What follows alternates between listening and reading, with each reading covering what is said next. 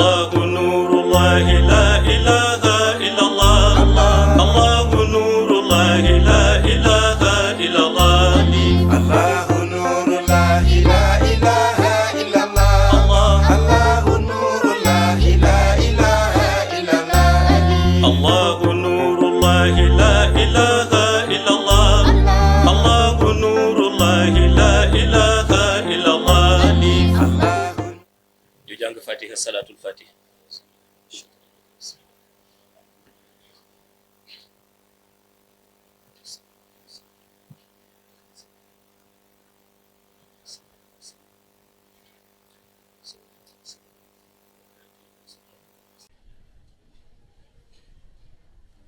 مولاي صل وسلم دائما أبدا على حبيبك خير الخلق كلهم. مولاي صل وسلم دائما أبدا على حبيبك خير الخلق كلهم. مولاي صل وسلم دائما أبدا على حبيبك خير الخلق كلهم. مولاي صل وسلم دائما أبدا على حبيبك خير الخلق كلهم. يا أكرم الخلق ما لمن علوز به سواك عند هلول الحديث العميم. مولاي صل وسلم دائما أبدا على حبيبك خير الخلق كلهم. ولن يضيق رسول الله جاهك بي إذا الكريم تحلى باسم منتقم. مولاي صل وسلم دائما أبدا على حبيبك خير الخلق كلهم. فإن من جودك دنيا وضرتها ومن علومك علم اللوح والقلم. مولاي صل وسلم دائما أبدا على حبيبك خير الخلق كلهم. يا نفس لا تحنتي من زلات العزومة إن الكبائر في الكفران كالأمام. مولاي صل وسلم دائما أبدا على حبيبك خير الخلق كلهم. لا على رحمة ربهن يعصمها تأتي على حسب الإسيان في القسم. مولاي صل وسلم دائما أبدا على حبيبك خير الخلق كلهم. يا ربي واجعل رجائي خير منعكس لديك واجعل حسابي خير منقرم. مولاي صل وسلم دائما أبدا على حبيبك خير الخلق كلهم. يا ربي واجعل رجائي خير منعكس لديك واجعل حسابي خير منقضم. مولاي صل وسلم دائما أبدا على حبيبك خير الخلق كلهم. والتف بأبدك في دارين إن له صبرا متى تدعوه الأهوال ينحزم. مولاي صل وسلم دائما أبدا على حبيبك خير الخلق كلهم. ثم رداء أبي بكر وعن عمر وعن علي وعن عثمان ذي الكرم. مولاي صل وسلم دائما أبدا على حبيبك خير الخلق كلهم. والآل وصحبه ثم تابعين فهم أهل تقى ونقى والحلم والكرم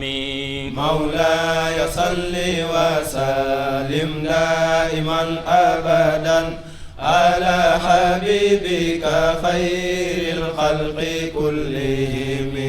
يا ربي بالمصطفى بلغ مقاصدنا واغفر لنا ما مدى يا واسع الكرم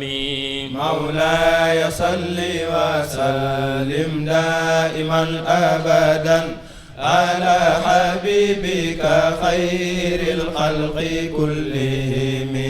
واغفر إلهي لكل المسلمين بما يتلوه في المسجد الأقصى وفي الحرم مولاي صل وسلم دائما أبدا على حبيبك خير الخلق كلهم بجاه من بيته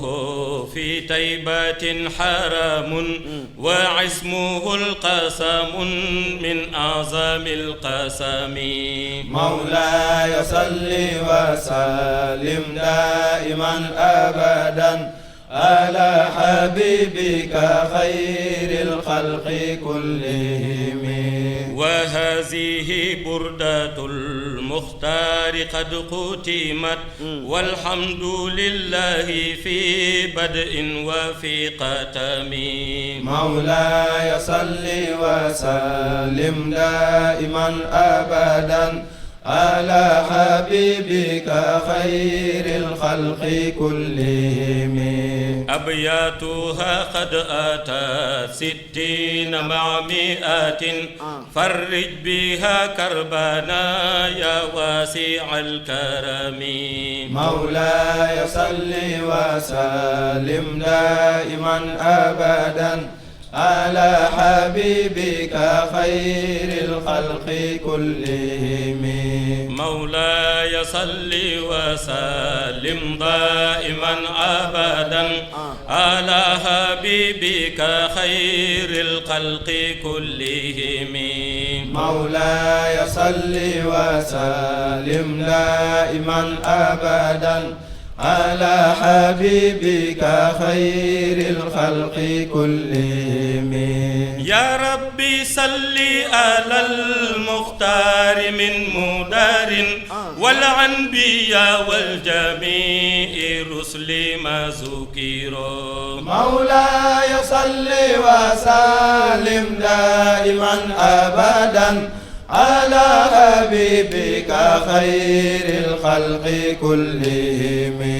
وصل ربي على الهادي وشيعته وصحبه من لطي ديني قد نشروا مولاي صل وسلم دائما أبدا على حبيبك خير الخلق كلهم وجاهدوا معه في الله واجتهدوا وهاجروا وله أو وقد نصروا مولاي صل وسلم دائما أبدا على حبيبك خير الخلق كلهم وبينوا الفرد والمسنون واعتصموا لله واعتصموا بالله فانتشروا مولاي صل وسلم دائما أبدا على حبيبك خير الخلق كلهم أزكى صلاة وعناها وأشرفها يعاتر الكون ريا نسرها العتير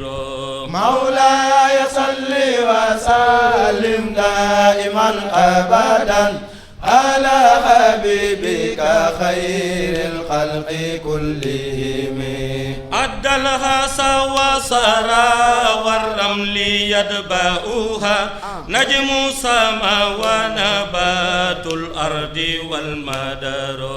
مولاي صل وسلم دائما أبدا على حبيبك خير الخلق كلهم والوعش والطير والأسماك مع نعام يليهم الجن والأملاك والبشر مولاي صل وسلم دائما أبدا على حبيبك خير الخلق كلهم وما أحاط به العلم محيط وما جرى به القلم المأمور والقدر مولاي صل وسلم دائما أبدا على حبيبك خير الخلق كلهم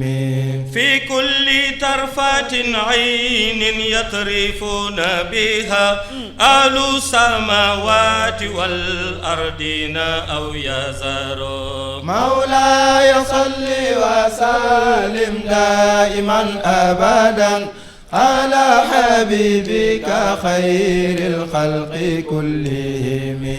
ملء السماوات والأرضين مع جبال والفرش والعرش والكرسي وما هسر مولاي صل وسلم دائما أبدا على حبيبك خير الخلق كلهم ما أعدم الله موجودا وأوجد ما دوما صلاة دواما ليس تنهشر مولاي صل وسلم دائما أبدا على حبيبك خير الخلق كلهم كما تحب وترد سيدي وكما أمرتنا أن نصلي أنت مقتدر مولاي صل وسلم دائما أبدا على حبيبك خير الخلق كلهم مع السلام كما قد مر من عدد ربي ودائفهما والفضل منتشر مولاي صل وسلم دائما أبدا على حبيبك خير الخلق كلهم وكل ذلك مضروب بحقك في أنفاس خلقك إن قلوا وإن كشروا مولاي صل وسلم دائما أبدا على حبيبك خير الخلق كلهم يا ربي واغفر لي قارئها وسامعها والمسلمين جميعا أينما هدروا مولاي صل وسلم دائما أبدا على حبيبك خير الخلق كلهم ووالدنا وآلنا وجيرتنا وكلنا سيدي للعفو مفتقر مولاي صل وسلم دائما أبدا على حبيبك خير الخلق كلهم وقد أتيت ذنوبا لا إداد لها لكن عفوك لا يبقي ولا يزار مولاي صل وسلم دائما أبدا على حبيبك خير الخلق كلهم والهم عن كل ما أبقيه أشقلني وقد اعتقد أن والقلب منكسر مولاي صل وسلم دائما أبدا على حبيبك خير الخلق كلهم أرجوك يا ربي في دارين ترحمنا بجاه من في يديه سبح الحجر مولاي صل وسلم دائما أبدا على حبيبك خير الخلق كلهم يا ربي أعزم لنا أجرا ومغفرة فإن جودك بعار ليس ينحسر مولاي صل وسلم دائما أبدا على حبيبك خير الخلق كلهم واخد ديونا لها الأخلاق دائقات وفرج الكرب أن أنت مقتدر مولاي صل وسلم دائما أبدا على حبيبك خير الخلق كلهم وكن لطيفا بنا في كل نازلة لطفا جميلا به الأهوال تنهشر مولاي صل وسلم دائما أبدا على حبيبك خير الخلق كلهم بالمصطفى المجتبى خير العنام ومن جلالة نزلت في مدحه الصور مولاي صل وسلم دائما أبدا على حبيبك خير الخلق كلهم ثم الصلاة على المختار ما طلعت شمس النهار وما قد شعشع القمر مولاي صل وسلم دائما أبدا على حبيبك خير الخلق كلهم ثم رداء شيخنا تيجان قدوتنا شيخ المشائق يا طوبى لنا ظفر مولاي صل وسلم دائما أبدا على حبيبك خير الخلق كلهم ثم رداء شيخنا تيجان قدوتنا شيخ المشائق يا طوبى لنا ظفر مولاي صل وسلم دائما أبدا على حبيبك خير الخلق كلهم ثم رداء شيخنا تيجان قدوتنا شيخ المشائق يا طوبى لنا ظفر مولاي صل وسلم دائما أبدا على حبيبك خير الخلق كلهم ثم رداء أبي بكر خليفته من قام من بعده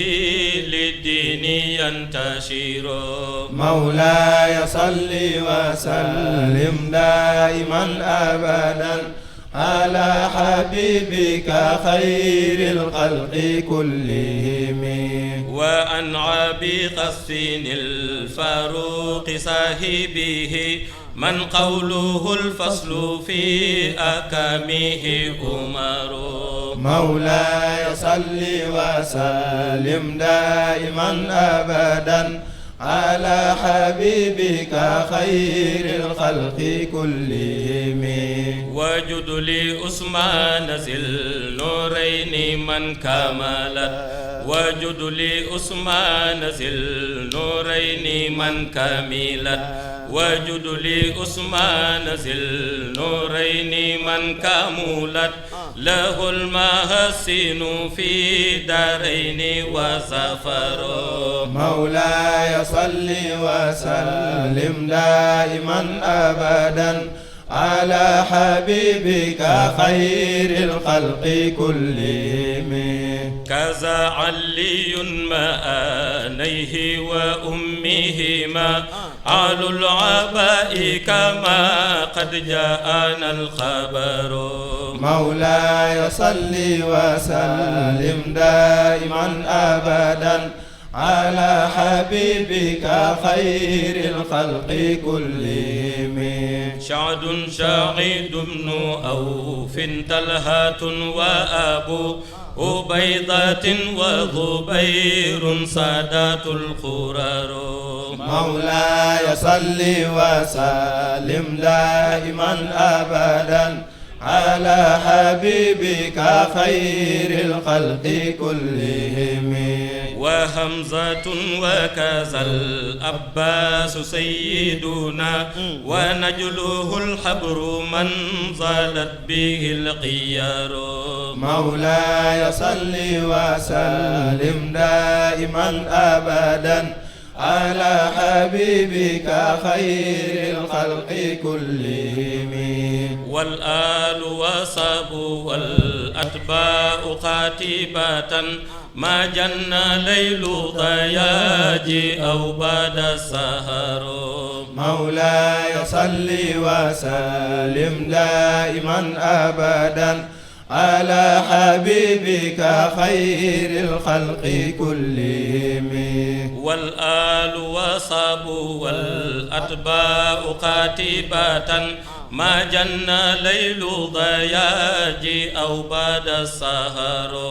مولاي صل وسلم دائما أبدا على حبيبك خير الخلق كلهم مولاي صل وسلم دائما أبدا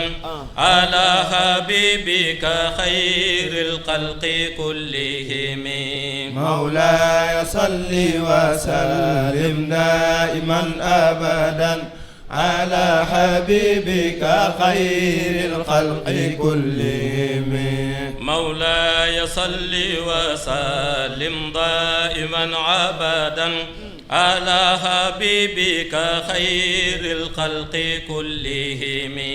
مولاي صل وسلم دائما أبدا على حبيبك خير الخلق كلهم وهذه بردة المختار قد ختمت والحمد لله في بدء وفي قدم مولاي صل وسلم دائما أبدا على حبيبك خير الخلق كلهم وهذه بردة المختار قد ختمت والحمد لله في بدء وفي قتم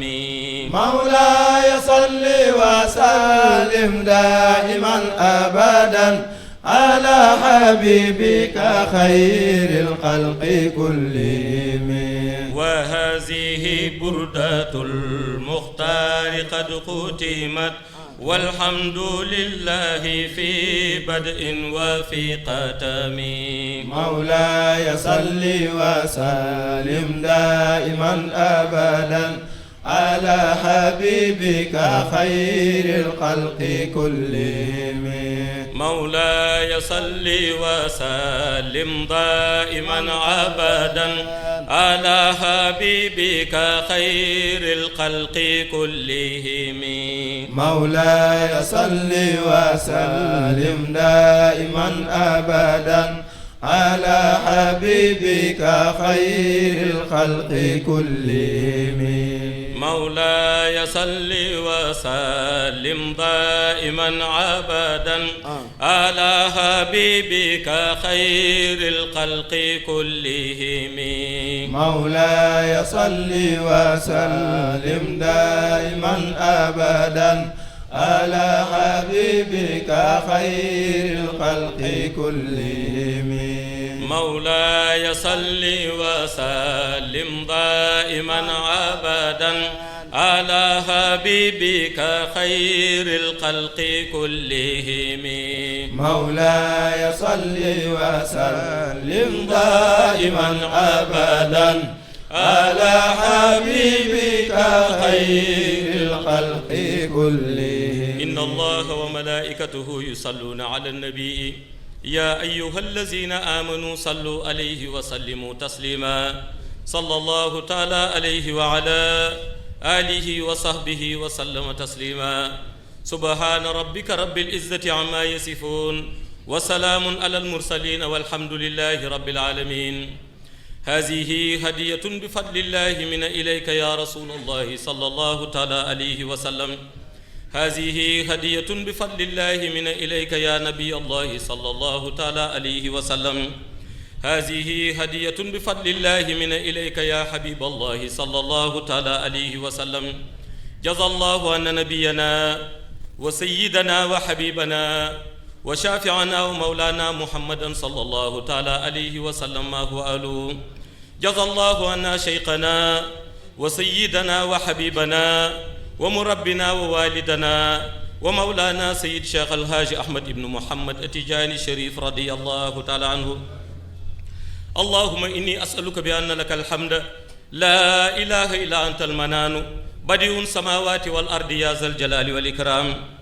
اللهم إني أسألك بأني أشهد أنك أنت الله لا إله إلا أنت الأحد الصمد الذي لم يلد ولم يولد ولم يكن له كفوا أحد. لا إله إلا الله الحليم الكريم سبحان الله رب السماوات السبع ورب العرش العظيم. لا إله إلا الله الحليم الكريم سبحان الله رب السماوات السبع ورب العرش العظيم. لا إله إلا الله الحليم الكريم سبحان الله رب السماوات السبع ورب العرش العظيم. لا إله إلا الله جل جلاله وأعز كماله. لا إله إلا الله جل جلاله وأعز كماله. لا إله إلا الله جل جلاله وأعز كماله. لا إله إلا الله محمد رسول الله يا جلال. لا إله إلا الله محمد رسول الله يا جلال. لا إله إلا الله محمد رسول الله يا جلال. يا الله يا رحمن يا رحيم يا ملك يا قدوس يا سلام يا مؤمن يا مهيمن يا عزيز يا جبار يا متكبر يا خالق يا بارئ يا مصور يا غفار يا قهار يا وهاب يا رزاق يا فتاه يا عالم يا قابد يا باشط يا قافد يا رافع يا معز يا مذل يا شميع يا بشير يا حكم يا عدل يا لطيف يا خبير يا حليم يا عظيم يا غفور يا شكور يا علي يا كبير يا حفيظ يا مقيت يا حسيب يا جليل يا كريم يا رقيب يا مجيب يا واشئ يا حكيم يا ودود يا مجيد يا بائس يا شهيد يا حق يا وكيل يا خوي يا متين يا ولي يا حميد يا موسي يا مبدع يا معيد يا مهي يا مميت يا حي يا خيوم يا واجد يا ماجد يا واحد يا أحد يا صمد يا قادر يا مقتدر يا مقدم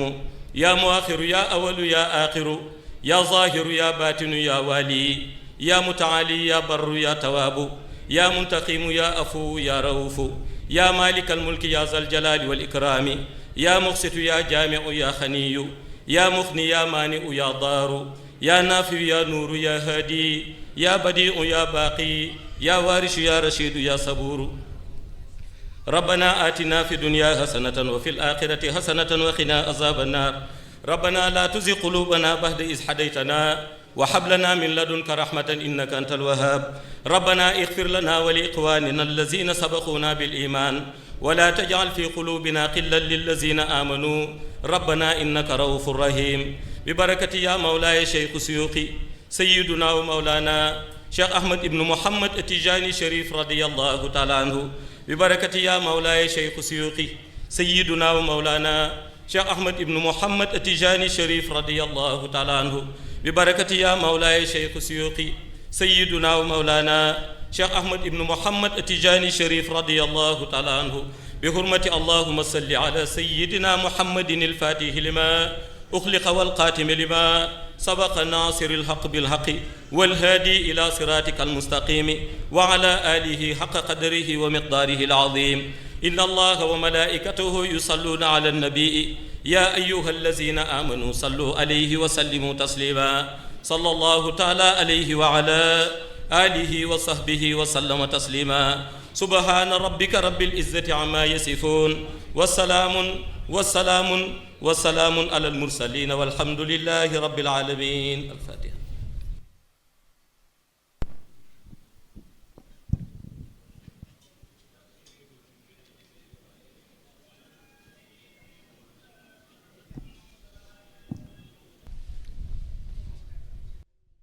بسم الله الرحمن الرحيم. sango o wi bismillahi rahmani rahim السلام عليكم. o wi salminiri en e dande assalamu aleykum ñi ngi dellu di ziyaare mbokk yu tedd yi fi teew yépp o eɗen juuro musidɓe gonɓe ɗo ɓe fof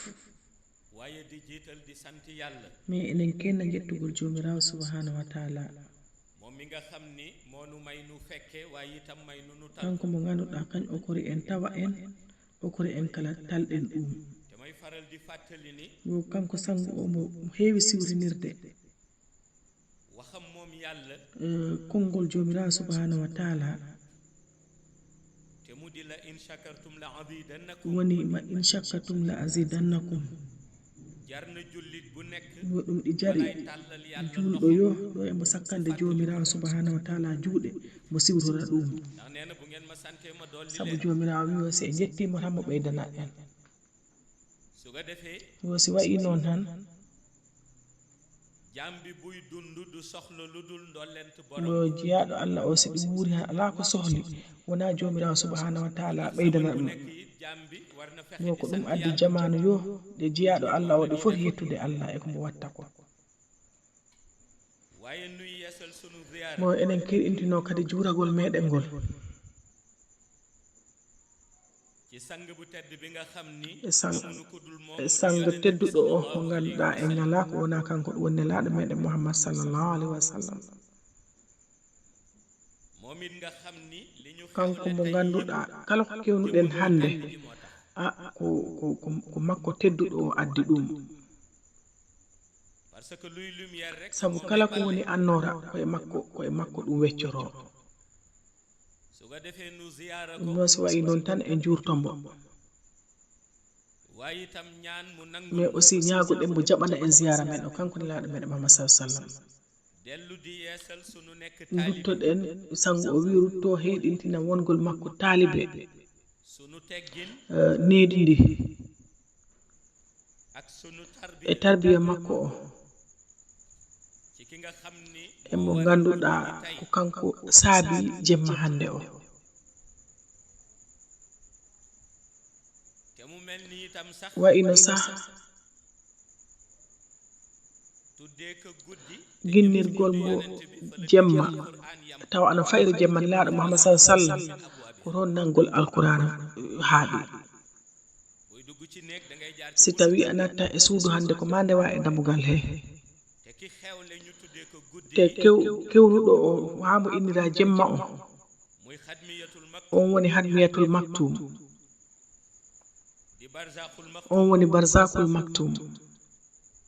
di taajul aarif on woni tajul arifina di imaamul aarif on woni imamul arifina di imaamul mo muqarrabin woni imamul muqarrabin di bahrul mo buhuri woni bahrul buhuri di xatmiyatul mak mo woni hatmiyatul maktum di haqiqatul mak mo woni haqiqatul maktum mooy mawlaay Cheikh Ahmad on woni mawlana cheikh ahmada tidiane sharif radiallahu taala anhu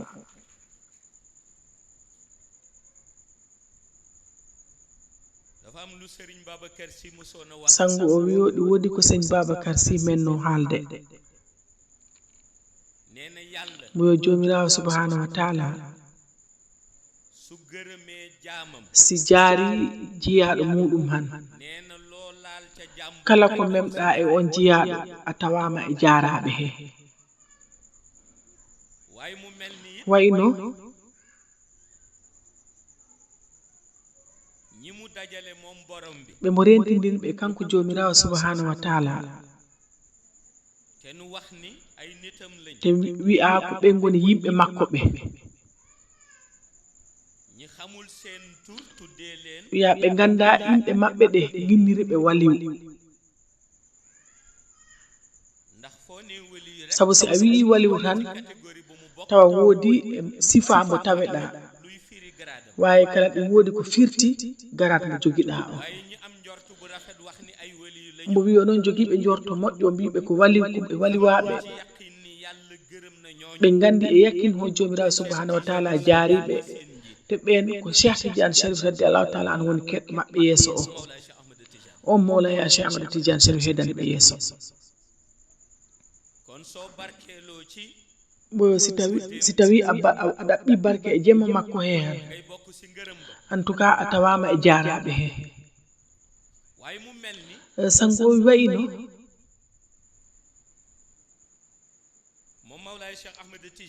kanko Mawlana Cheikh Ahmad Tidiane Chérif radiallahu taala anhu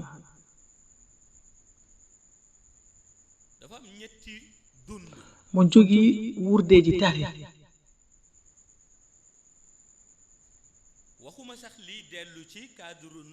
mo kanko sango o mbo haalani sah ko rutti to sengo nuraniyu walla to sengo ruhaniyu no gandirɗen ɗum ni e shahada bo gurdam gadduɗam ha moni haala ɗam moyo ko gurdam mbiyeteɗam ko idi fof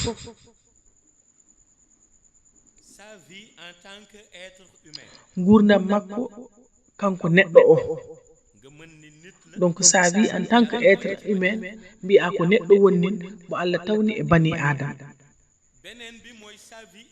mo ɗamɗa gurdam ko gurdam makko to sengo spirituel ɗum ko juɓɓudi ndi mo heɓodi juɓɓudi ɗi mo heɓi e espace intermédiaire ji ɗi o ɗamɗa gurdam makko cuuɗiɗam te ɗam gurdam philosophie mo haaldata e actabji ɗingol actabji ɗi setti ɗum bo si tawi e mbaɗi ɗum tonngode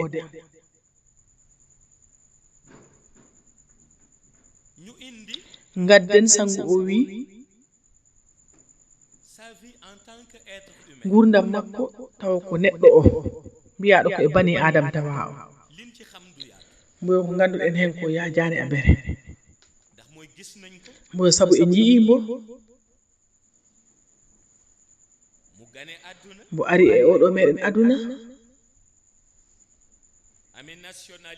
mo heɓi nationalité algérienne mbo sakkiri Fès toon to Maroc e yaadu mbo waɗi e nder méditerranée he piiw mbo yimɓe cetti noon ko neɗɗo Allah te ɗum hay goto yeddani ɗum bo o ñan nde mo hawri e Mouhammadoul Kurdi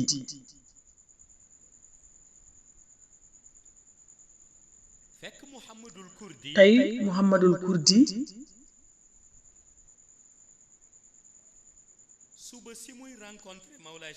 bimbi mo hawrata e Mawlana Cheikh Ahmad Tidiane Chérif radiallahu taala anhu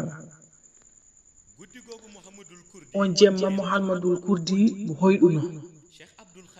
Cheikh Abdoul Hadir Jeylani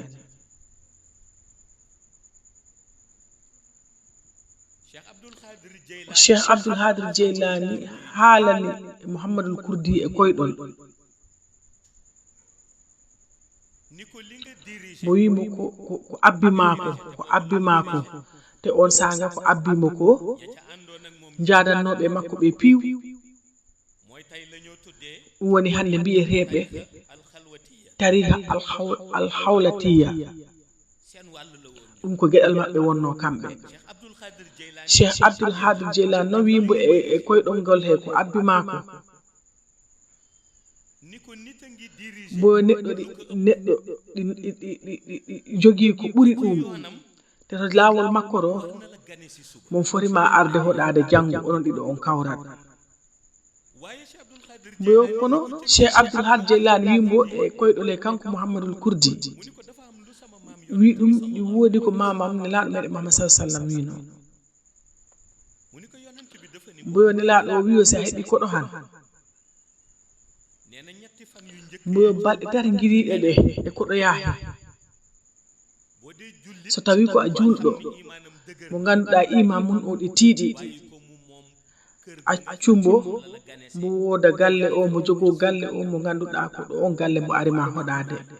mo woda galle o tottumo galle o bo ko ɗum addi wi'a ko ɓuri hewde ko koɗo kañ wodi balɗe tati giɗe ɗe ko kañ wodi galle o bo koɗo noon mo kawrata nin ɗo bo mino huuli a heɓta ko teddiniramo Mouhamadoul Kurdi e koyɗol e wimo hoɗum pour hoɗum Abdou Had Jeylani no wimo kala ko moftuɗa ko ɗo e jogui ko ɓuri ɗum boy ɗum si tawi ko min wonnoma han si tawi a teddinambo nin han teddinirambo e anniye saabu koɗo mo ganduɗa anda ko gokkata ɗum ko a anniyoro gokkamo on tuma anniye o saabu ko ganniɗa ko a wawa ko ganniyoroɗa Mouhamadoul Kurdi finti simo finti tan mo yaani Mawlana Cheikh radiallahu taala anhu ari wondi ɗon e makko ɓe kacci hunde fof ɓe kacci bo on zaman boɓe kaccidanno o taw hakkille makko ɗi ruttiro koyɗol to ko ɗum waɗi bo on ñande Mawlana Cheikh radiallahu taala anhu yahata hakkille makko o rutti e koyɗol ngol Abdou Had Jeylani winomo gon Mouhamadoul Kurdi yo min kam hoɗum jogimi ɗo mo laari jawdi makko ndi mo laari galleji makko mo hooli ɓeygure makko nde mo yii ko ɓuri piiw forde e makko komo woni e dow ko e mo woni e dow he noon ko hen anniye makko o yaltata bo ko on ñan mo windi hijasa o okki Mawlana Cheikh radiallahu taala anhu hijas o woni anniye o bo ko ɗum addinanta yimɓe ɗe mbi'a Mouhamadoul Kurdi okki Mawlana Cheikh hijasa bo woodi ɗaminiɓe ho on titre muhaddam adduno ha mo okki mo hijasa ala ko anniye makko o adduno ɗum bo avant de Cheikh Tidiane waɗi mo rencontré bo Cheikh Abdou Kadir Jellani winomo yo kala ko joguiɗa ko ɗamiɗa jogui ko o ɓurnima bo ko ɗum addi sango o wiyo gurnam ɗam mo joguiɗam en tant que neɗɗo o e dente ɓe mo waɗɗe e rencontre mo waɗi e périple méditerranéen o bo hayso tawi deftere yo addi ko ɗum ɗo woni kawrigal ngal bo ha hande hakkika kawrigal ngal o feeñani bo ko ɗum addi kawrigal makko e Hammadoul Kurdi bo a yii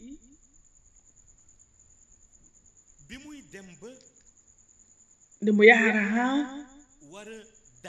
mo foti wadde mo foti ɗaɓɓude fowtorde makko e ɗo hoɗorde makko toon to Fès ko hunde wotere tan ɓendunomo kanko ko ɓendunomo ko gandantuma ko ɗum ne laaɗo meɗen Muhammad sallallahu alayhi wa sallam okkimo te Aboul Abbas ben Abdallah haalno ɗum ɗon lettere mo moftuno duuɓi nogas tardu ɓaawo te on lettere noon haqiqa mum o fof ka e moftuɓe ɗum ɓe toon to hadratul ilahiya ɓe mottimo kono ɓe cuusani ɓuride lettre o ɓe janggamo bo kon ko wallude hen ɓeygure am nde wallude hen garɓe kam tawde ɓe mi okkaɓe ko pomiɓe hen okkude ko Mawla Cheikh Ahmed Tidiane tini si yeehi ha ɓaŋoyi waɗi Fès hoɗorde makko mo hoɗat to Fès mo nodda noddore nde ganduɗa kala garɗo a tawete e malano wasifa he kala garɗo a tawete e lazim he kala garɗo a tawete e hadratul juma he ko ɗum addi no dente ɗe kewirannoɗe jaaha e noroyomo to Fès kono mo noddirani pour mo hollira grade makko o sabu kañ grade makko o kanko Mawlana Cheikh ɓe hawri ɓe piwɗini gandi ɗum on ñan nde mo waɗi feere ha mo wonti kañ tan e Hammadoul Kurdi mbo Mouhamadul Kurdi laari mo ha ɓooyi ka en tan ɗiɗo rukkuyel après ko ɓe juuli ala sara ko ɓe jooɗi e rukkuyel mbo Mouhamadul Kurdi membini hoore makko nde cheikh wimo ko hoɗum mboyi ɗum Allah ɗi wawi okkude neɗɗo o wimo ko pour hoɗum mbo saabu min kaldoɗo e maɗa o mi yettima e Allah ɗo gandantuma haysi neɗɗo mo ganduɗa ɓandu mum ndu ko porom sim ɓangi ndu han wawandu wattade wurus kanko Mouhamadul Kurdi haalan ɗum Mawlana Cheikh ɗo ɓe joɗodi ɗo mbo saabu mon andi Allah ko bawɗo okkorde saabu kañum mo wiyo mo yettima e Allah ɗo ganduɗa so yi neɗɗo hay ɓandu mum ndu ko porom man Allah ɗi okkori mo mbaw kadi ganduɗa neɗɗo mo waɗum waylude ha ɓandu wonta wurus mbo antuma noon mo wi ɗum kadi Cheikh Abdoul Kadir Jeylani wi kam e jemma he ano ara sabu mbo wi kam kala ko ɗaminnomi mo okkama an ana jogui ɗum ko ɗum addi mbimi Allah ɗi wawi okkorde neɗɗo mbo ɗum si wayi noon ha jiiya Mawlana Cheikh Ahmad Tidiane Chérif radiallahu taala an komo settanako te cettaniɓe woɓɓe ɓe garan taɓa ko yimɓe Allah yonino yos ɓe ganduɗa ɓe mbawno haalde ko Allah waɗi e makko ko mbo ko ɗum addi komo yeehi fees ko priorité makko o wonano haalde wonnoni goɗɗum ha garade makko ala mbo ko ɗum nattini mbo e wurde makko to sengo spirituel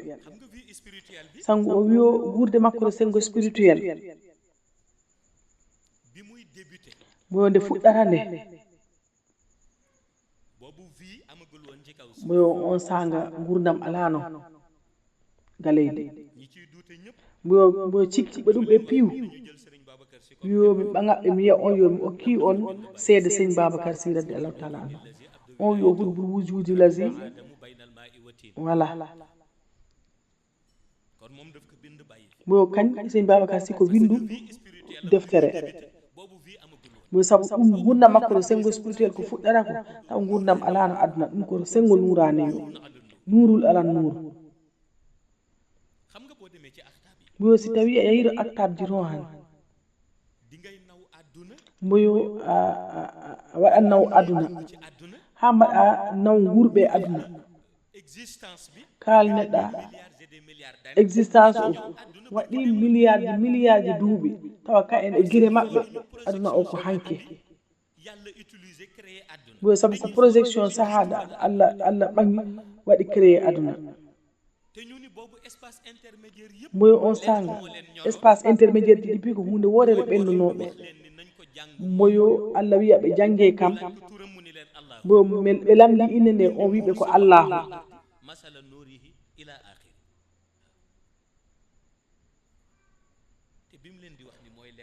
mboyo ko nde wi o Allah wiita ɓe min won lumiére aduna min won lumiére leydi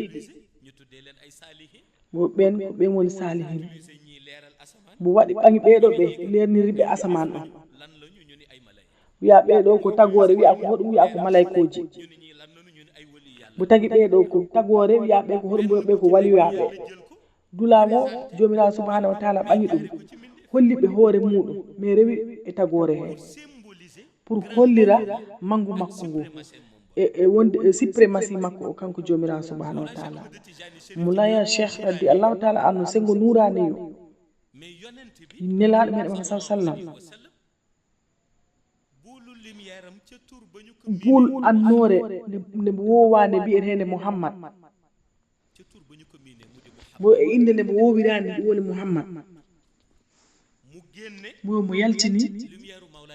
lumiére Mawlana Cheikh Ahmad Tidiane Chérif radi allahu taala anhu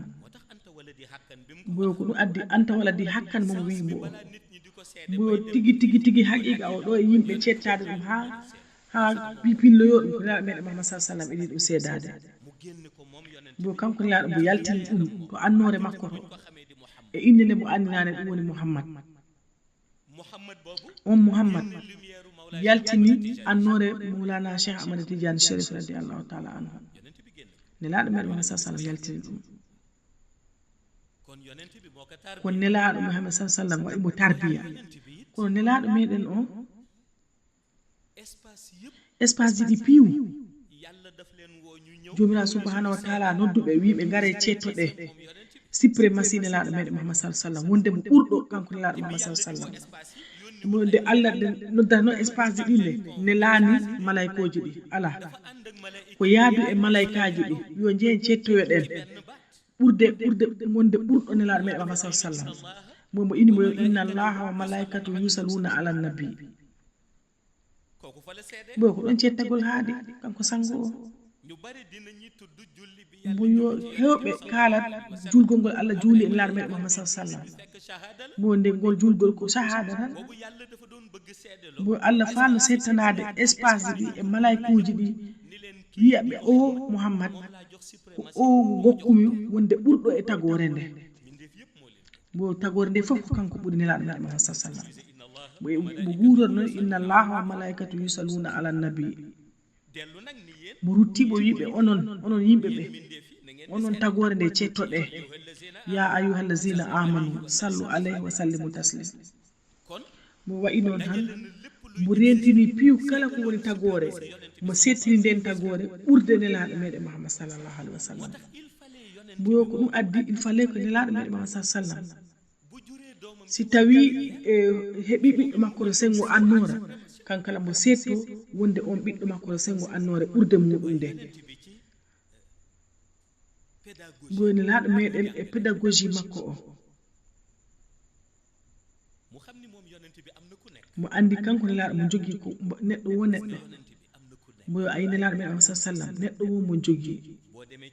bo so ayi nelaɓe to han nurul amina rasul grade mabɓe ko mawni kof ko en nelaɗo meɗen Muhammad sallallahu alaihi wa sallam e ɓeydoto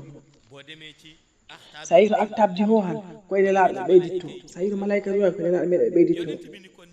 nelaɗo meɗen mo yo kon ɓe jogiɓe piiw te Maulana Cheikh radiyallahu ta'ala anhu calinoɗo sengo hadmiya mo waɗna proposition mo sali ha mo dakkoroy après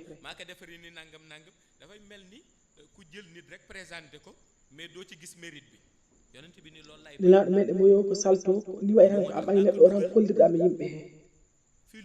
mo yo mi nattinambo e annoreji he to lumiére ji ɗi mbaddata concours e lumiére ji no mumen ni ya ko concours jomiraɗo subhanahu waɗi caché waɗi certifié toon to a duratul bayda mo waɗi certifié mo gomɗini duratul bayda actabji ɗi e réalité ji mumen e mbadiji mumen jalti e maɓɓe goto fof eko Allah okorima e gueɗal si ɓe jeehi e kamɓe e revendication ji maɓɓe ɗi piiw mais nelaɗo meɗen to sengo gurdam spirituel ko kamɓe suuɓi wiya hay goto ɗon dawi a gaare tawe e concours he wiya concours o ko ɓurɗo piiwawde o ko formule okkere on formule noon mo wona fof ko waɗi mystique ko suuɗi sabu on formule ko liggoro ko to sengo scientifique ɓuuri koko liggoro ko sengo cuuɗindi ɗum woni sengo mystique yo sabu walla neɗɗo o pour wawa wadde découvrir sabu enen fof enen gandi découverte ko scientifique ji ɗi ɓuuri hen heyɗude ñande fof eko ɓe mbatta découvrir ko wonɗo ko wonto ko ɓe jiilo e addunaji ɗi ɗum fof ko pour mbaggol découvrir wiya ɓurɗo piiw wawde o gañi formule ɓe jalti ka en piiw ɓe belti e nden ɗam gurdam maɓɓe spirituel wiya nelaɗo men Muhammad sallallahu alaihi wasallam kamɓe suuɓi yo ko noon tigi foti waade sabu nden on sanga ɓe jiyano Maulana Cheikh radiyallahu ta'ala anhu mo nde Cheikh yalti noon lamdiɓe onon réalité ji moɗon ɗi gonnoɗon onon piwɗi mo wiɓe ɗon onon gonnoɗon ha mbaɗɗon concours ɗo ko min wonno ko min ɗo gonnoɗon ɗo ko min ni wayno mbiya wiye ar wat concours mi ɓaga premier jalta an taɗɗa mbiya ko min gañi kawra e concours o wiyama ko min woni concours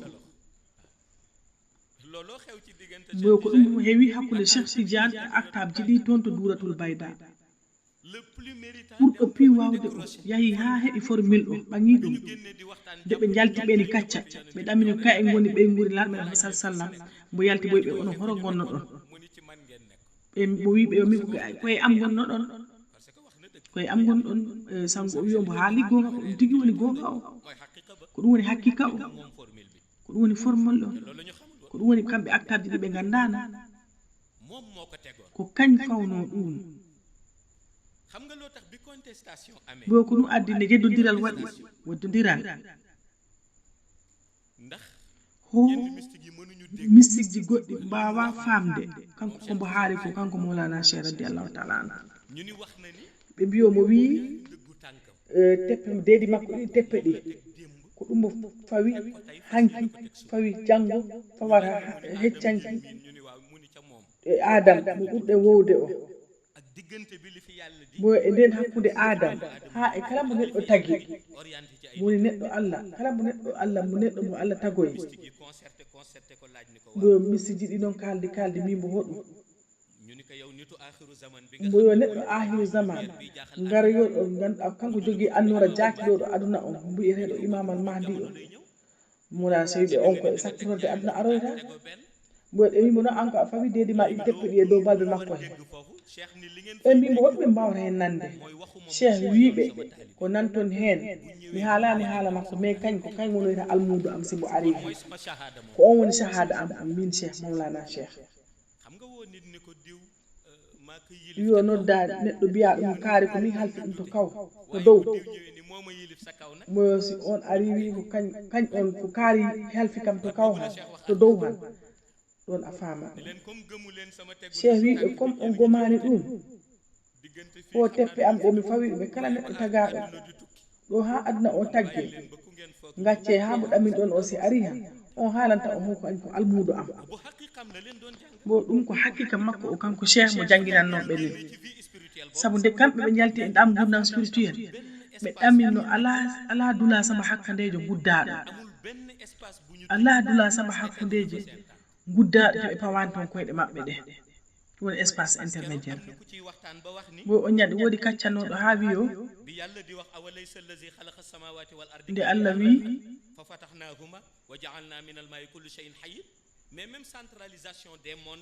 ɓe mbiyo dentingol adunaji ɗingol tawi ɓen ɗi gonno en direct tawi ɓe dara ɗum direct hakkude hayba e haychi nde adunaji ɗi peccirte mo wooda wi'a woodi espace mo ganduɗa a yottaki toon boyote pourtant boyani ɓen direct e hayba mais ɓen direct e haychi boyo ko ɗum addi e demande makko mo windi o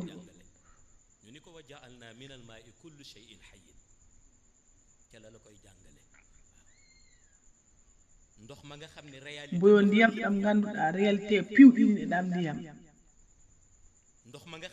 ndiyam ɗam ganduɗa réalité ndiyam ɗam fof ɗin hen boyo ko ɗum addi kanko sango wi o meeɗino haalde yewtere woore ɗon ɗo Medina Cheikh yimɓe ɓe jala mo yo mbiɗo kam yahi bastul hulu han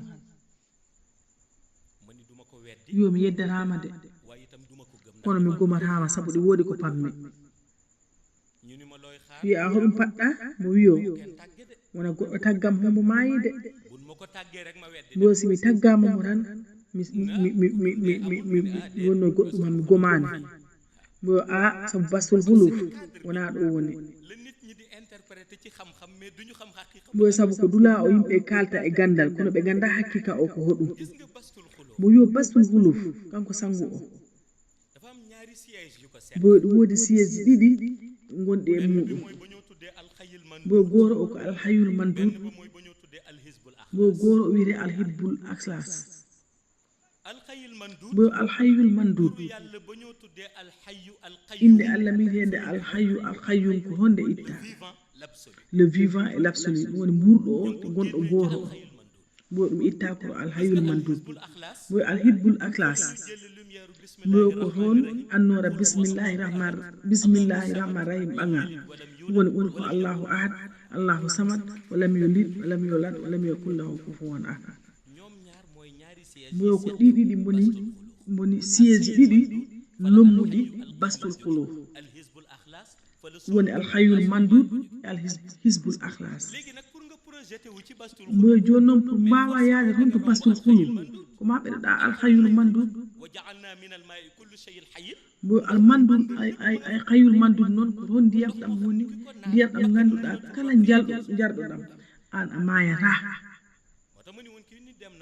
mboyo ko addi mboyo kala mbiɗo yahi toon mi gomamade kono ñantaggueɗa kam yo ganda mi yeddima sabu a wata yiide ɗam ndiyam ma sa ɗam yarde mboyo ko ɗum addi hay actabe ji ɗi ɓe mbaɗa projeté annora makko o ɓe teela ɗum to dow kono ɓe mbawata ɗon fawde koyɗe maɓɓe ɗe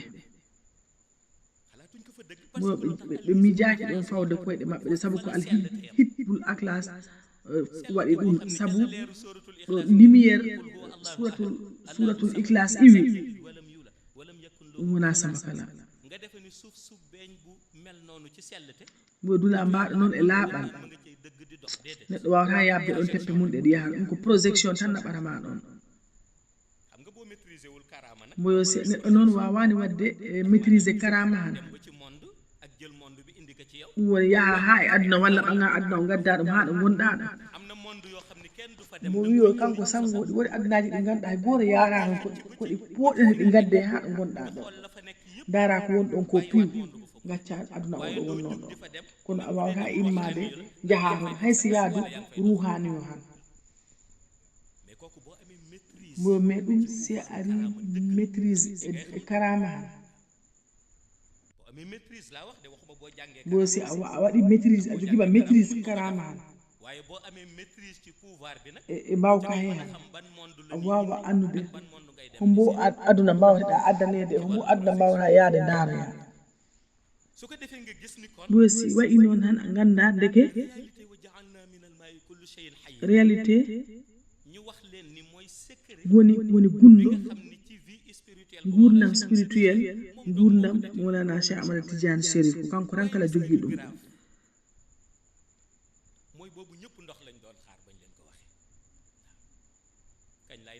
mboyo ɗam ndiyam ɗam piw ko yimɓe ko ɗam pana tuman jarami ɗam ndiyam ɗam murno ɗam foof mboyo molana cheikh dani en ndiyam ruhu ɗum woni salatul fatiha woni ndiyam ɗam ganduɗa si ɗam natti e ruhu han kan tawata ruhu mayɗo wurtina ruhu o mboyo ko ɗum ɓuuri ndiyam ɗam jarta ha ɗo ɓandu maɗo mboyo molana cheikh addu ndiyam ɗam ganduɗa si tawno ruhu ma o ɗi maayi han ndiyam ɗam wursina ruhu o si tawno ɓernde nde ɗi maayi han wursina ɓernde ma nde ɓeyda wakkilare maɗa sengo dewe Allah mboyo ko ɗum addi naɗo meɗe Muhammad sallallahu alaihi wasallam ɗi okkata ɗum molana cheikh radiallahu taala anhu mbo wattiri ɗum e réalité mbo Allah wi ya ayyuhallazina amanu sallu alayhi wa sallimu taslima mbo okki ɗum ko ganduɗa kala mbaɗɗo ɗum timminɗo ɗum ruhu ma o wurtat mbo de mawla safa Allah taala on tawaro fees mbo okki ɓe allahumma salli ala sayyidina muhammadin il fatih lima أغلق والحاتم لما سبق ناصر الحق بالحق والهادي إلى صراطك المستقيم وعلى آله حق قدره ومقداره العظيم بغوني هن ها روحوجي مابɓe ɗi mburti ɓe jahi ha ɓe mbayino ɓe mbiyo haɗɗama ndiyam noon wayno en keɓo yiɗam wiya horo ndewɗo ha keɓɗam ɓe mbiyo ko e wirdagol ko e wirdagol ko ɗon Allah walli minen ha min gandi o ruhu o wurti bo si a laari ha ruhu mayɗo bo neɗɗo o ko piiji ɗiɗi wonta ñaw mum bo feebar gidiɗo bo ko hotto andata mo fayi teppe makko ɗe jooma ruhu mayɗo bo ko ɗiɗi woni pawre mum de ko idi fof mo andarar mo fayi teppe makko ɗe bo ɗimmel o annora ko narnam bo kala ɗo mo nani annora bo wawata ɗo yaade bo ko ɗum addi jiya neɗɗo mbo wawa dogde kilométre ji 5 waɗe entraînement mo arta ɓuri yombude e makko julgol rakkaji ɗiɗi bo haysi bo werti sijada han komo tampat ha affaire o ko tedda e makko ha pourtant mo wawa ɓornade jotoni makko o mo yaha mo waɗe entraînement bo ɗum si heeɓi neɗɗo tan aw ganda ruhu o fuɗɗi mayde ni wayno leggal turangal ni leggal ngal yaha ha ɓooya leggal ngal wa'ano ngal faala mayde ni wiye ko ma ndo sangal bo joni noon pour ngal reggal rose ha ngal wurta ko ɓurni hen doole salatul fatiha ala bo pour ɗum waɗe arrosé wurta ko ɓuri doole salatul fatiha ala bo ko ɗum woni importance salatul fatiha bo salatul fatiha tawat ruuko tawa neɗɗo o naari to sengo dewe Allah bo salatul fatiha noon si a ɓangi ɗum man ko ni wara hanno ruuhu o wurta so tawi ruuhu o naarina ruuhu o wasa naarade jaɓƴana dewe Allah bo ko ɗum addi si a nani zikru salatul fatiha ha o zikru salatul fatiha jaɓane ɗa ɗum ɓandu ma ndu ko jiwranat fiddanat dewe Allah bo si a yi jabgol ngol noon Mawlana Cheikh radiyallahu ta'ala waɗi ɗum paramètre ji Mawlana Cheikh waɗi hen paramètre ji bo e kettigol mo kanko Mawlana Cheikh e yidde neɗɗo o fawo e siratal mustaqim yehi ha kanko mo Cheikh Tidiane Chérif waɗi condamné wirduji muhaddam won wirduji muhaddam waɗi condamné mo yaha ha wiye neɗɗo ko muhaddam mo okkama wirdu wa'ano a jogaki hay hunde ni mo yo hoɗum addi ɗum est ce que wona bo muhaddam hombo okkaka haydara bo par ce que Mawlana Cheikh mo yiɗi neɗɗo o anda mo foti abbade hombo foti abbade mo foti okkude wirdu hombo jogui wirdu par ce que kanko Mawlana Cheikh tariha mum no ko silsila annora bo ɗo ɓammi ɗum on ɓangi ɗo ɓangi ɗo ɓawa fotani weddodirde bo Cheikh waɗi ɗum concerné ko annora mo laaɗo meɗen Muhammad sallallahu alaihi wasallam okkimo o boyo on annora kala kumiɗo hen e hakkikatu Muhammadiya lumiére ɗi e maɗa kala mbaɗo branché on prise a heɓa annora boyo kettinirten ɗum boyo ɗo mbaɗɗa branché ɗo branché ɗa ɗo so tawi annora ɗin ɗon han a fiddanat dewe Allah si a ɓangi wirdu e mo ganduɗa a ɓang tan kono wayno a tamani ɗum ni boyo ɗo wirdu ay hunde la ko watta e maɗa kanko sango o boyo sasi a laari han a yahoya ha mbiya est ce que ɗum ko pommi wadde walla ko pommi accude saabu a andata tigi ko ɗum woni haqiqa o boyo te Mawlana Cheikh radiyallahu ta'ala anhu to gurnam spirituel makko bo wi yimɓe Allah ɓe piiw mbiɓe ɗi jiɗi wadde branché wu e makko pour mbaɗa annore ɓey gureji maɓɓe ɗi bo condition mo okki ɓe o bo mbiyaɗo jogi annora o so tawi ɗini okkira han wat feere ha annora o taw waɗi ɓe branché e annora he bon konko Mawlana Cheikh mo acciri hakkil directive ji ɗi bo ko yimɓe kewi fof wiya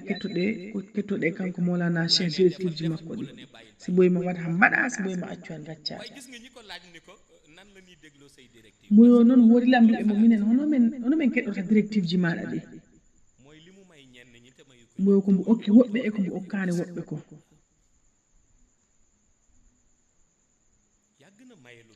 yo Mawlana Cheikh mo ɓooyi okkorde ko wayi noon kanko sango o wi kamɓe relation kanko mo jogui e maɓɓe o bo pourtant yimɓe Allah ndewi ɗo mo okori ɓe accès e makko mara ɓe mbawmo yettanade ɓen ɗi ji ara mo yi ara ɓe ɗi kalda e makko mo watta ɓe orienté bo pourtant kañ taw raw mo arani e aduna bo akiru zaman noon si ɓalew ko ɓawli heewi han andara ho annora ɗi heewi si niɓɓere heewi hen andara ho annora lumiére ɗi woodi bo ko réalité ji ɗi mbayi noon bo kanko e worimo bo anno toon to hadratul ilahiya mbiyeteɗo ceerno Adama Gaye bo mo wonno e saare mbiyetede Ñangi Idi boyo on cheikh okorno ɗum ɗo ganduɗa ɗo mo tolni fof taw ɓe daarodira walla mo laara on ɗi yiyamo bo ɗum ko gueɗal makko wonno yimɓe fof ganduno ɗum bo ɗum ko gueɗal makko ganduɓe on sangaɓe ɓen ɗi ganduno ɗum te ko hakkika joguiɗo fayida wiya ganduɗo mo noon e jamanu makko mbawnoɓe hen naftorde ɓe naftori ɗum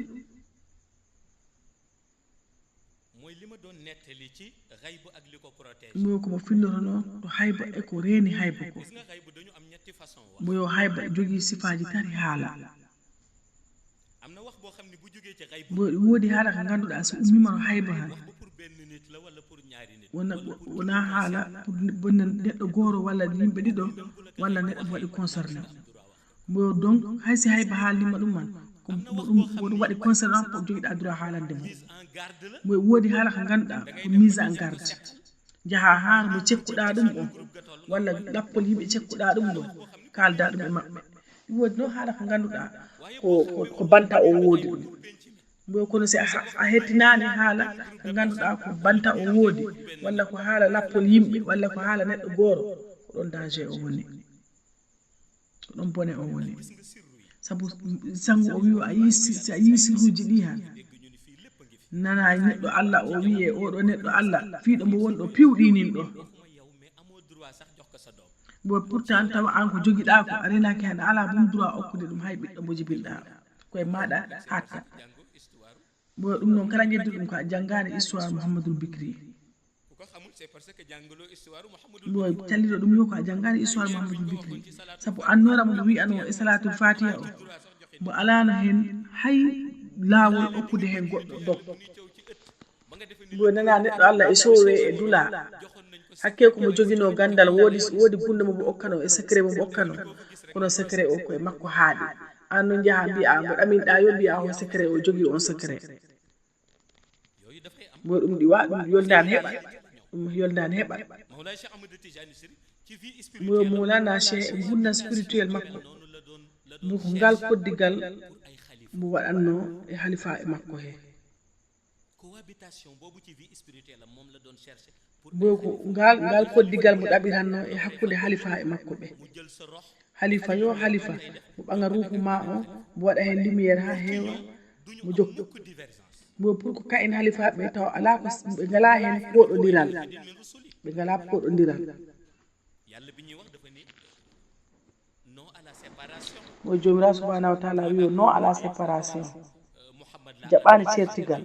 wi ko ɗum addi a wawata wiide ko Mouhammad jaadumi misali Moussa walla Mouhammad jaadumi misali Isa ibnu Maryam ala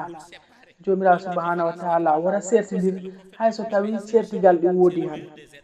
sabu ko min wiyo mo laaɓere Muhammad sallam kanko ɓuuri e tagore hen bo ko noon an poɗɗa ande ko goto fof e maɓɓe woni laaɗo muɗum haysi tawi ko nelaɗo Allah ko islam waɗi prôné bo nelaɗo Muhammad sallam ari waɗi décrypté mission addi kala réalité mo ganduɗa hay goto meeɗa ɗum yiide ɗum woni alquran al karim bo on wattu kala gonnoɗo e defte ɓeɗi ɓe he a anda hoko alquran a huufi piiw bo ko non Mawlana Cheikh waɗanno e gurdam makko to sengo spirituel mo waɗi créé juɓɓudi hakkude ruhuji ɗi bo si en jahiro gurdam makko to sengo suuɗiɗi ɗum woni vie mystique bo ko ɗon mo waɗi concerté e makko gurdam mystique he mo waɗi autorisé pour mbawa yewtide e makko bo nde yimɓe noon yimɓe Allah ɓe mbatta jaaha jiido e makko ñaagomo goɗɗum bo a yii kanko sango bo nane e nder sal o bo Cheikh kala ko okkima simo falama wadde komo faala wadde ko han gokkal ngal ɗin toon de ko gokkal ngal woodi mo watta bo sabu ko ɓe kaldu mo wiɓe bo simo andi neɗɗo ko jungo mum ngo woni hen walla neɗɗo ara e am ñaagoto te kañ sango o mo anda ko jogui ɗum ko jungo Mawlana Cheikh bo ko ñagantomi bo ko ɓuri moƴƴude yo no Cheikh waɗanmo ɗum yomi janga Fatiha mi haɗa ɗon bo yimɓe jooɗi jala bo yimɓe ha woodi mo ganduɗa hay goto susata ɗum komo okori ma yo na andu ɗo kaduɗa e makko mani ko ndax gis nga mbo sabu a yii ma jox leen ci benn exemple mbo okka e misal goto mani leen ki la wan léegi mboyo kolluɗoma joni hunde wiyama tey jii boo génnee hande si a yalti ɗo han lii dina la dal ɗum ɗo heɓanma te yaa ngi doon bëgg te génn aɗa falno yaltude mani ko léegi su ñëwee bo ɗum si ari han nga waroon ko ñaan autorisation ponnoɗa mbo lamdade autorisation pour yalta est ce que a suusan mbo lamdade joni noon autorisation pour yalta saabu mo haalnima déjà ho sa yalti han ɗum ɗo heɓoyamma daje ngeen ba noppi li ngay mën a ñaan mooy ɓo si on kawri ha paari han ko ñagotoɗamo tan ko ɓuuri moƴƴude kono Allah waɗ ɗum mani ko daf ma dal ci bo ɗum heɓimbo nit ku baax e neɗɗo moƴƴo muy Katim Sall ɗum woni Katim Sall dirigé woon comité bi kanko henno yeeso comité d' organisation o dafa feebar entré hôpital ma mbo mbo fawa mbo antiri hôpital kanko sango o mbo yahi mbo laaro e Katim Sall bi may dem xamoon naa ni mbo nde mo yarande mbo anduno yi jeex balɗe makko ɗe ko gasɗe keroog bi ñu toggee it mbo oñan seeti ci lii nde mo jooɗi mbo laaramo ɗo balɗe makko lopiran ɗo mbo sifani ɗum koyɗol ngol mbo hoyɗingol ko ɗon mbo andi ho balɗe makko ɗe ko gasɗe tunnel mum mbo rewi o ɓe mbo hawri toon ɓe ni dafa mel ni di ñu ko wayi tan hoko ngayka mbo natti e nder tunnel wayi tan ko mbo iroto ninni mboni sifana ɗum kanko taw mo waali e balɗe makko he ma xool ka ak li mu dirigé ci comité mbo sangoyo laari mbo eko mo jogii e nder comité o eko mo liggoroni e comité o ko ci boppam sangoyo ɓagi jungo mum ngo fawi e hoore makko he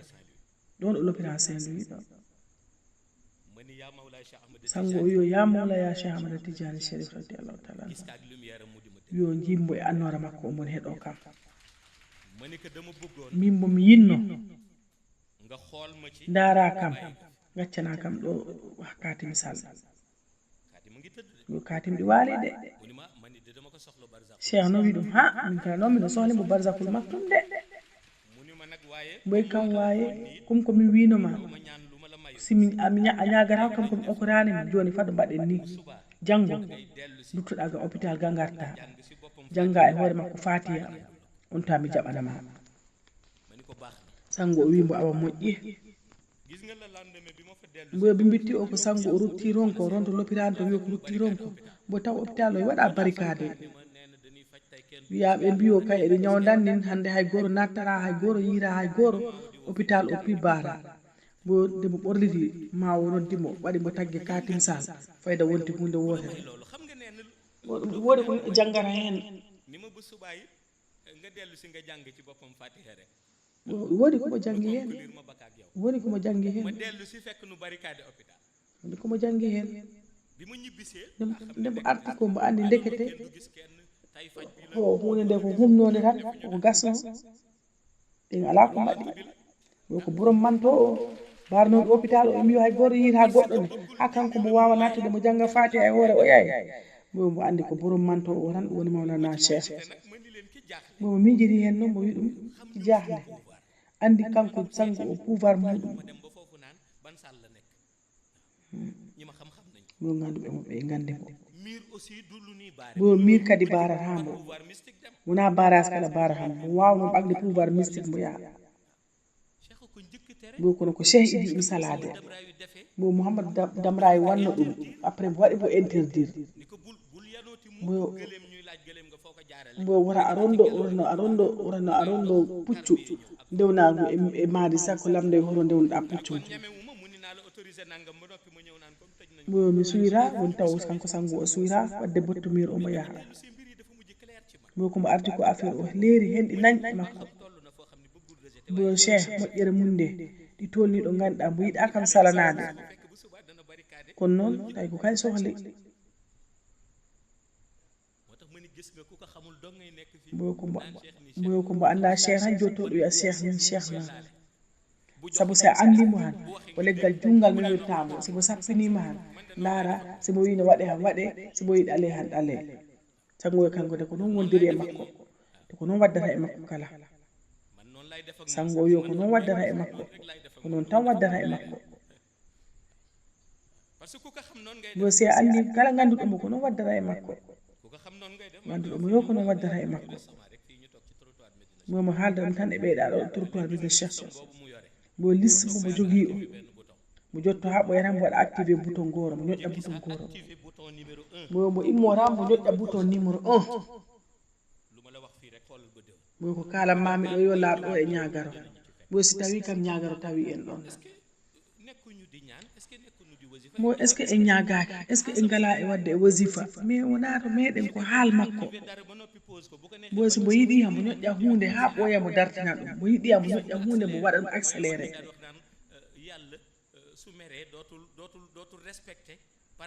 bo kono addi woɓɓe mawɓe mbiyanno si Allah looɓi han on tuma larta paramètre ji ɗi bo kala ganduɗo mawlana cheikh ɓan kurus ma o mbirta mbalan ma o mbaɗa wasifa si waɗ tan wat si wi ɗala han ɗala jogoɗa nede yeeso makko sabu ko haal makko kanko mawlana cheikh e ko caractére makko kanko mawlana cheikh kanko mawlana cheikh amadou tidiane cheikh radiallahu taala bo wona bom ko wiyete ko exigence bo sabu neɗɗo wawa wonde neɗɗo jogiɗo exigence bo si a falama wonde sehel makko tan jogo wakkilare a wona sehel makko sa falama wonde sehel makko to gurdam mystique makko ana haaldana e makko jogo yalli wakkilare e tinnare mais si a falama mo waɗama jeppi hen wona jogo pas de wona jogo wakkilare de si a ala wakkilare han waɗama jeppi yo gorel yo neɗɗo foti wadde organisé e makko e réalité ji ɗi sabu haal makko o hay goro wawa wadde comprendre systéme mo haal o yarata o on systéme mo haal molana cheikh yarata o hay goro wawata ɗum famde sango wi ayi wasifa mbaɗɗen ko parɗe hadaratul juma on ko mbo kanko sango waɗi mo présenté dossier goro wimo toon to hadratul ilahiya ɓeɗɗo mbo ɗo e jemma waɗama présenté dossier o sango e hollimo dossier o cheikh wiyo ko échec mbo yo échec alade ko angal wakkilare ko angal wakkilare bo pourtant ko neɗɗo Allah ala bon ko mo yiide e hadara o ko hayde waɗi protégé milieu woodi laamu nattunomo fotani ɗo nattude te ɗon ɗomo nattuno ɗo mo ala autorisation nattuɗo ɗon bo yolni a neɗɗo ɓaŋa inde Allah ana jangarande ana jangarande ana jangarande ha jahaɗo a fotano yaade bo mawɓe ɗi gandi ɗum gimmoɗa ɓaŋa inde Allah ana janga ana janga ana janga ha jahoyaɗo a fotano yaade bo te ɗon noon si mawlana cheikh wona yurmede addani en tan ɗum ko bone jibinta bo on ko feeñena e koyɗol haala ko foti jangude ko jangi ha nattoy ɗo fotani nattude dossier makko ari hadratul ilahiya laara ha tawa o si ñaganaka mawlana cheikh ruhu makko o bonat yakkoro nden inde Allah ne mo janganno ko neɗɗo Allah mawɗo feeñane mo haalnimo ɗum bo ko yimmo tan ɓe janga ɓe ɗaɓɓata yamirore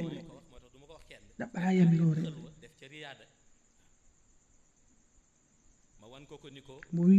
wi on ko échec pour mo yaaɓa hen teppere makko nde mo ɓeɗo cheikh wi mo wona échec ko manque de volonté ko angal wakkilare bo gaccuɗo balɗe jeɗɗi malano wasifa wirtoyo inde Allah hanata ɗo fota natude on ko angal wakkilare wondi sango yo kañ tigui janggo hen leçon kendejo mo neɗɗo acca mbalan wasifa balɗe jeɗɗi wasa yaade waɗi wasifa immoɗo o yaha wiya ko nattoyani halwa cheikh wiyo ɗum ko manque de volonté wona échec ko manque de volonté angal wakkilare sabu échec ala mo ñaaga mo addi min malayka goto o wiyono mo janggo inna fatahna laka fatan mubinan ha fota on tuma mo ñaaga mo waɗi effacé mo fitti ɗum pour sango yo pour wiya en toon to hayba ko processus won toon ko bouton ji won toon bouton ɗi woodi réalité muɗum yo hayba wona ni de wona ni de ko processus won toon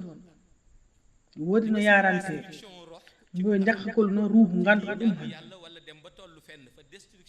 jakkagol ruuhu yakka neɗɗo o mais wawa yakkude kala neɗɗo o ko ligginoto sengo jomirawo subhanahu wa taala ta neɗɗo o ko wanno ligginoto sengo Allah yakkagol ruuhu o ngol wawa yakkude bontinde ɗum fof woɓɓe han ɗum heɓat ɗumen joom o yaha ha juuma taw ɓe gandara tawi koyɗe maɓɓe ɗe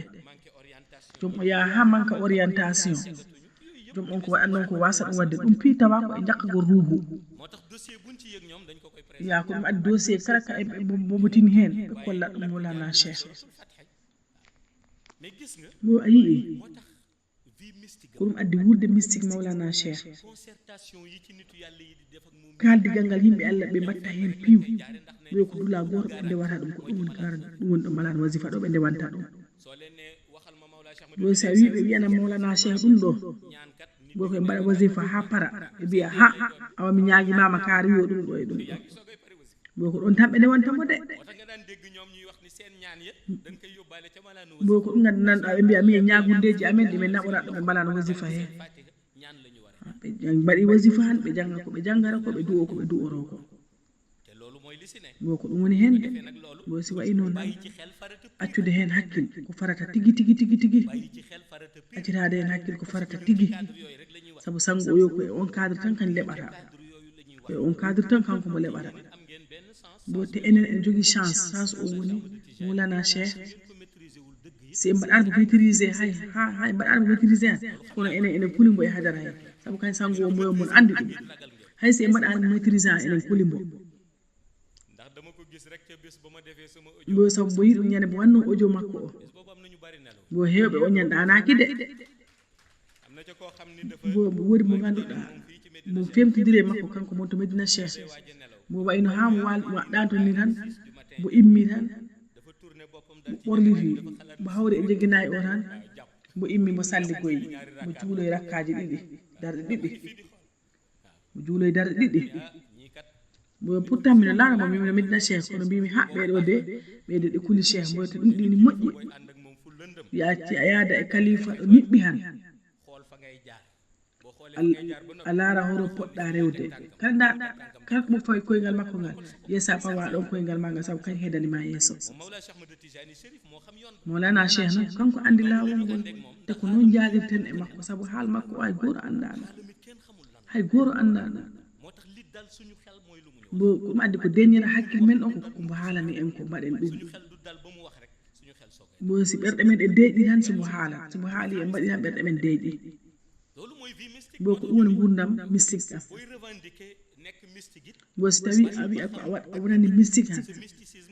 accu ha ganda an mysticisme maɗa o ko horo rutti est ce que ko nurani walla ko zulmani saabu Cheikh Tidiane yo cadre mum o piiw no watte e nurani bo cadre zulmani ko hen aada jibinto hen aada o jibina ko hen aada woni saabu mo jiiɗa ɗin ɗiɗi foof goto o adda ñaw mo ganduɗa ko ñaw mo ganduɗa ko Cheikh iɗi ɗum wadde rejeté Cheikh wi o annora ko abbere te ha gabboɗa annora ko ma torsoɗa hen a anda koye hoɗum gonɗa koye dow hoɗum gonɗa sango o wi ko ɗum réalité o bo sens mo jogui ɗen tigui tigui o sens mo jogui ɗen tigui tigui o ko o mission mo gonɗen wakkilare ne jaadi hen nin nde saabu Cheikh ko nden wakkilare lartanin nde bo nden wakkilare noon ko nattu ko ɓetirgal bo on volonté ko ɓetirgal kanko mo ɓetat mo ɓetirta woni est ce que neɗɗo o dari pour femta e annora walla femta e needi walla femta e ɓural bo si neɗɗo o daraki pour femtaro nan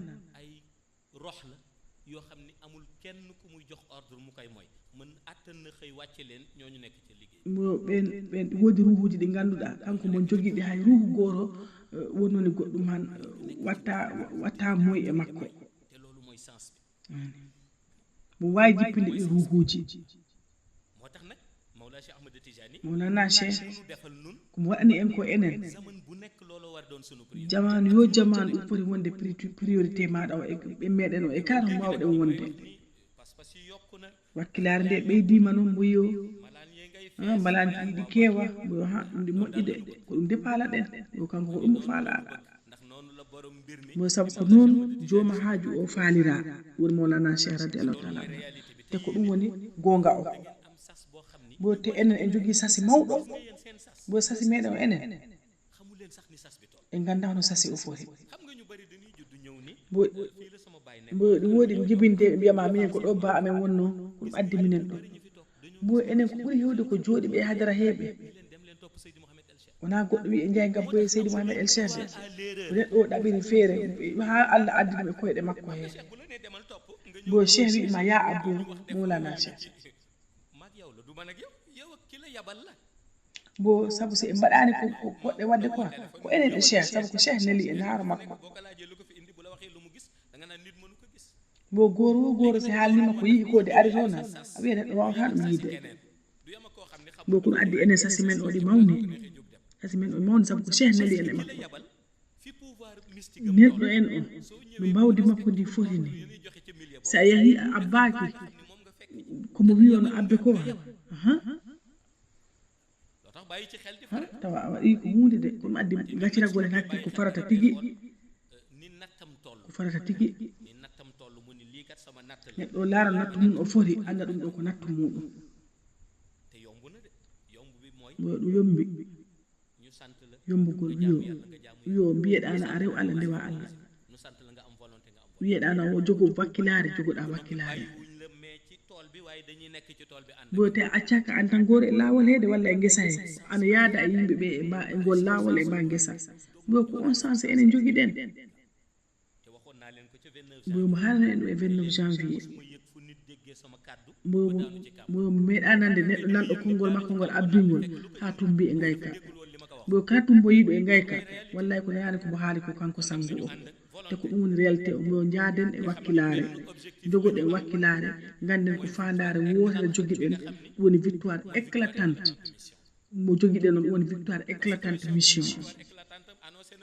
bo on noon victoire éclatante ɓooyi ko haalanode wona hande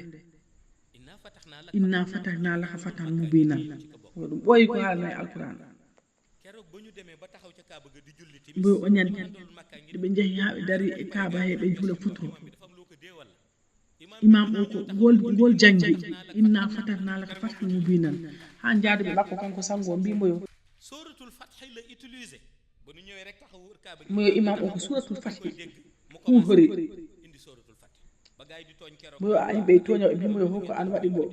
an haalimo mo janggo inna fatahna laka fatan mubinan dañuy wax ak espace moyo sango yo ko phénomène ji ɗi kalda e espace ji ɗi te ñoom seen xaqiqa wiya ka en hakkika mumen o hunde woɗɗinin hen te ñoom seen xaqiqa fu nekk ma nga fa wiya hakkika maɓɓe o dula yoɗɗinin toon te saabu ɗum kala ko réalité maɓɓe te xutbaani yi buñ la ko dénkee balaa wiya hubbani si a halfinama ɗum ha ɗo he ɗum wonde gunga ko ma wona hawa a neɗɗo o 24 heures sur 24 a ummata ko ɗo kaaba ɗo parce que damay gis léeg-léeg nu invité ay nit di leen laaj luy xutbaani yu o yolna yimɓe batte invité wiye hoɗum woni hubbani o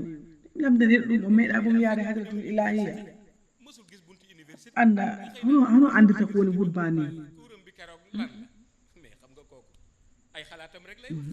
wawata ko ha ko miijo mum ngo tan haalta luy xutbaani yu mu commencé neen da koy toj wiyama hoɗum woni hutbani o e ɗum ɗon firtude an a yahani hadratul ilahiya hono gandirta ko woni hutbani o wax naa ko keroog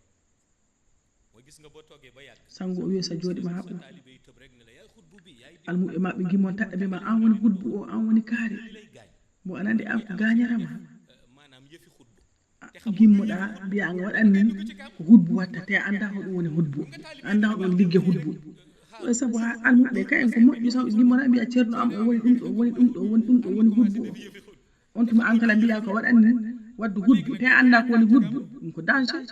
ñun yaay xutbu bi nga ni léegi maa ngi def yëfi xutbu te xamoo lu yëfi xutbu xamoo a anda ɗum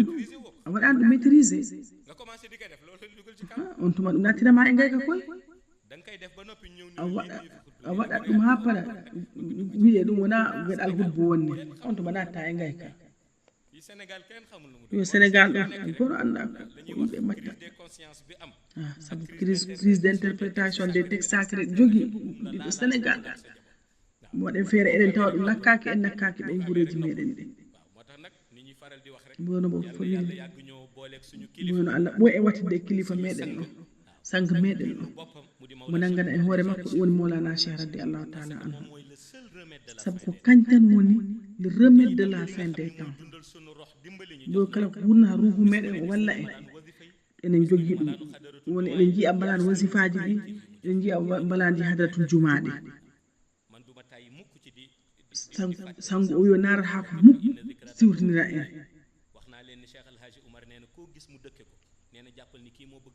ɗo kala jiiɗa gonɗo e siwtinirde no andu ko o yiɗani yimɓeɓe aljanna sabu so tawi ana siwtinira han yimɓe nana ko siwtinirta ɗumen ko han ɓe pewat tan mbo kanko ko ɗum woni en tout cas poolal makko ngal mais ko ɗum woni kala poolal meɗen ngal enen bo ɓay toon jemma o en mbawata yaade nelaɗo meɗen tan to Muhammad sallllahu alayhi wa sallam te en ndewani e damal hadmiya he moye Mawlana Cheikh radiallahu taala anhu sango o wiyo si ari han bo jaɓɓana en ɗum ɗo ñaagoɗe mo barkinana en ɗum sabu on barke ko mbaɗɗen ɗo ko kañ mo yawani ɗum ɓayno en mbawata ɗum timminde foof kala komo ɓuraki wonta ko ɓural meɗen bo ko ɗum woni nafaka meɗen ka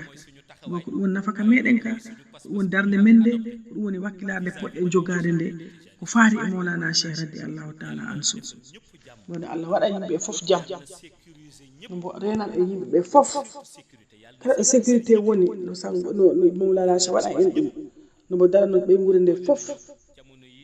bo sabu oɗo jamanu mo haalat ɗum bo arme mo ganduɗa bo arme mo ganduɗa heccankiramo haaldame Dawda bo ko arme mbo yiyani bawɓe toñirgol no afariji ɗine momo ɗamin toñeri koye neɗɗo haaɗi kono ndeke ɓe afari ɓe pi ɓuuri wawde toñeri bo kala noon ko nanoyiɗa ko kamɓe afariji ɗi bo imam yo o ñami yima 3 heures du matin ano yalta bo ko anda hakku afariji ɗi ko paala bonandeji sur bonandeji mbaɗa ɗo dégga ɓoy tananaɓe mbaɗi aro kasi ɓoy tananaɓe mbaɗi aro dégga ɓoyo leydi men ndi ɗo tolni ɗo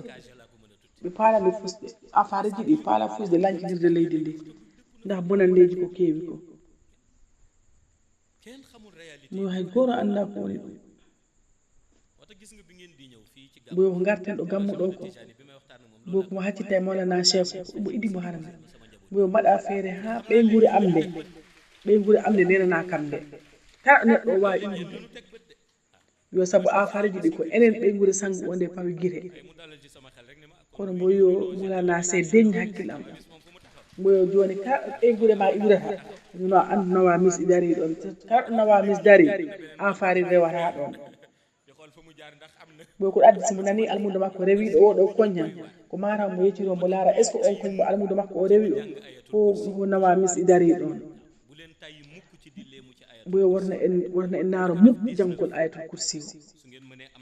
si en mbawi heɓe ndiyam woyndu ndiyam zamzam walla ndiyam toɓo janggen hen ayatul kursi momoɗen momen sukaɓe meɗen ɓe momoɗen momen sukaɓe men ɓe saabu baɓɓe defte ɗe ɓe ko afariji ɗi ɓurni ɓe boyo ɓangen ayatul kursi laabi 19 janggen ɗum e ndiyam woyndu walla ndiyam toɓo walla ndiyam zamzam enen momo enen jara enen momo ɓesgureji meɗen bo ko ɗum waɗi jogui hen fayida wonko sango o ñaganimo ɓesgure nde foof ñaganimo ɓesgure nde foof bono Allah ɓoy en okorde juude duuɓi e battane moƴƴi Allah danda en okora en arsikeji kewɗi yo Allah jomirawo subhanahu wa taala kala humtana en haajuji meɗen e barke naaɗo meɗen Muhammad sallllahu alayhi wa sallam e barke Mawlana Cheikh arabi allahu taala anhu bismillahi arrahmani irrahim alhamdulillahi rabbil alamin الرحمن الرحيم مالك يوم الدين إياك نعبد وإياك نستعين اهدنا الصراط المستقيم صراط الذين أنعمت عليهم غير المغضوب عليهم ولا الضالين آمين